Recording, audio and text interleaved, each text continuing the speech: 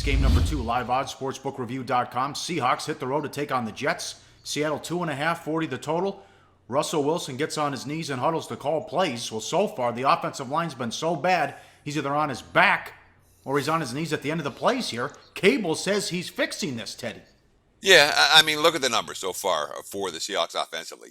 3.5 yards per rush. That's near the bottom of the NFL. Russell Wilson's been sacked 7 times. He's been under pressure. It feels like dozens more than that. And yet, Tom Cable, and this is an offensive line coach who we respect tremendously. And, you know, who's given us quotes and real quotes over the years. That's, all right, we listen to what this guy has to say. This is what he had to say about the state of the Seahawks offensive line. Quote, "Well, we made some improvement." You've been hearing me say that each week, and I'm really stuck on that right now. You don't want to get too high and not too low when you have your failures, but grow. We just need to continue to grow, and we're doing that. I thought it was a clean first half, and then in the second half, some inconsistency. I thought our pad level got up and some things like that. Being able to maintain it for the long haul will be the next step for them.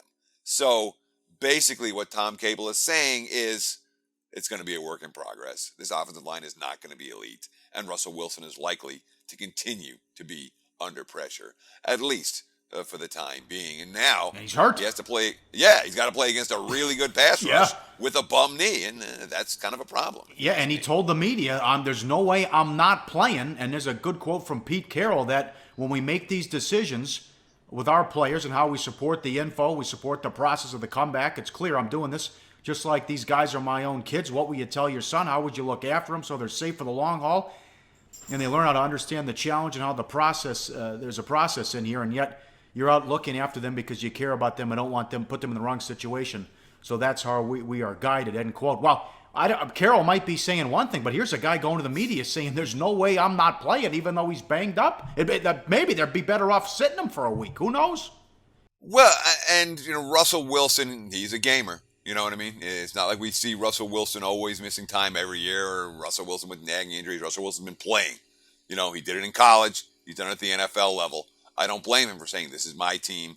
I'm going to go. But that is an interesting quote from Carroll saying, not so fast, my friends. Perhaps that's a reason. The market's still not convinced Russell Wilson's going to play. Perhaps that's why this line hasn't moved to 3 just yet. All right, how about this? How about Fitzpatrick? They had 8 turnovers last week and Fitz threw 6 interceptions. Yeah, I mean, how bad was Ryan Fitzpatrick last week?